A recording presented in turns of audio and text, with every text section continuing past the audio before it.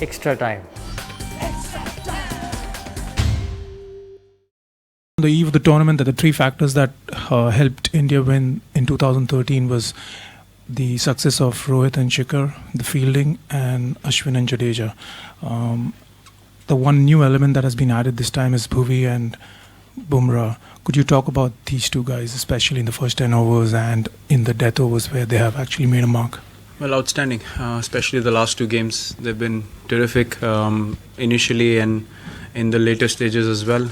They have wicket-taking ability, which is always something that the opposition knows. So they're always careful going hard against these two guys. And yeah, I mean their lengths after the Sri Lanka game, the length and line is been impeccable. So consistent, bowling close to the batsman, always there with an opportunity to get a wicket, as I mentioned. So even in conditions which are not offering too much, bowling such lines that we can produce, wicket-taking opportunities. So big credit to both of them for, getting us where we stand right now. A lot of credit goes to both of them as well for bowling the way they have, for having bowled the way they have in the last two games.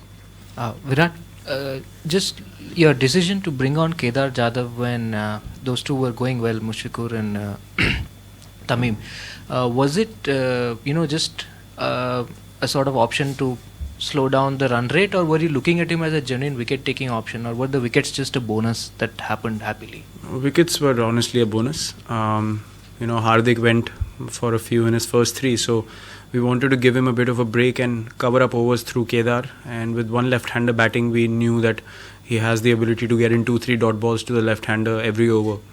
But ended up, changing the whole game for us. When moves like these pay off, I wouldn't take the whole credit. Obviously, I asked MS as well, and we both decided that Kedar is a good option at the moment. And he bowled really well. I mean, credit to him.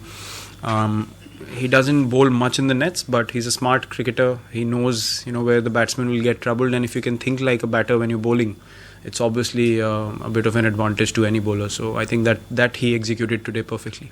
Virat, your innings today was again like a masterclass. I mean, in this tournament especially, you have taken the less glamorous role and you have left the flamboyant part to the openers or to other batsmen. How difficult or how easy has it been adjusting to this? Well, it's not been difficult at all. I'm really enjoying the way I'm batting. For me, the number of runs do not matter at this stage. I'm really enjoying the process, and something which is, giving me joy is that whatever I'm practicing and how I prepared after the IPL is paying off in this tournament. So I'm pretty happy getting the team across the line, honestly. It doesn't matter whether it's 3 figures or 2 or even 1. I want to apply myself in any situation possible. Last game was a bit more challenging in terms of chasing a low total, and we lost one early wicket, so I had to apply differently. But today again, the way Rohit and Shikhar batted, it just gave me so much confidence sitting in the change room. These guys just went out, and especially Shikhar, I mean, the way he took off was outstanding. I mean, those two guys really, dent the opposition mentally, and then you can come in and play your shots, and once you get going, the wicket was obviously very nice to bat on as well. I don't want to take all the credit. It was a beautiful wicket to bat on, and the outfield's quick, so I think it was great conditions to bat today, and as batsmen you do want to capitalize. Yeah, Virat, just wanted to know about Rohit, since he has been rested for the tour of West Indies, today he batted, so is it a conscious decision, just considering that he's coming back to international cricket after a long time, to preserve him, looking at the season, what's the plan? Yeah, Rohit has come back and really had a full IPL season, which has been hectic. They reached the finals, so he got lesser rest than anyone else. Plus, he had a massive hip surgery, so muscles around that area are always vulnerable, and today also he felt a bit of stiffness in his right knee, and we decided, the smart decision is to rest a guy who's playing. There's no doubt about Rohit's ability and what he brings to the team. We need to protect him, going further, because later half of the year we have massive tours coming up, and his batting contribution will be a huge factor for us. So we want him to be careful, because after a massive surgery you do need to be careful. If you push yourself a little too hard, then it snaps again, you're out for 7-8 months. So I think it's a conscious decision by everyone to give him a break. He's making the most of the form he's in right now, and I'm sure he also knows and understands the whole situation. Virat, congratulations again. Any thoughts as yet on the All Asia final on Sunday? No. Thank you, sir. Well, it's going to be similar, but what have you made of Pakistan's campaign so far? And obviously, from the first game when you wipe the floor with them, to come back and now meet you in a final and knock it, the hosts out who look so good in the semis, you must be impressed. Yeah, very impressed. The turnaround's been magnificent. Obviously, if you reach the finals, you have to play some good cricket, and credit to them, they've turned around things for themselves really well, and they've beaten sides that look really strong against them, but the belief just showed on the field, the way they played together as a team. And regardless of who you play in the finals, it's always going to be challenging, because once you start thinking that it's a big game, then your mindset changes. So what we are going to try to do is repeat the similar sort of cricket that we have played so far, knowing the strengths and weaknesses they have. Obviously we'll have to plan a bit according to that, but I don't think there's much that we need to change as a team. I don't think we need to look too far away from what we are doing as a group.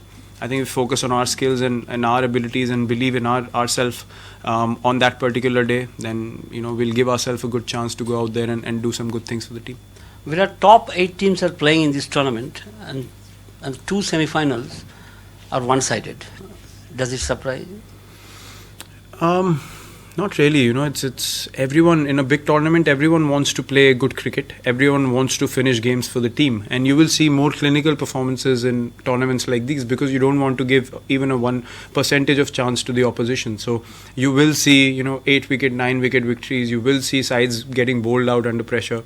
So and the opposition will capitalize. Once you see an opportunity, you have to seize that particular moment and grab it with both hands. And today we just felt like the wicket is so good, so there's no need for us to play a stupid shot and let the opposition in unnecessarily. We're able to rotate strike easily, and that's something we're working at practice. So whatever we're doing in practice, it's showing on the field, and we're practicing smart, and that's why we're able to play in a manner that we're not putting ourselves under pressure. So you will see these kind of results, because teams obviously want to have absolute clear-cut victories and not give anything to the opposition.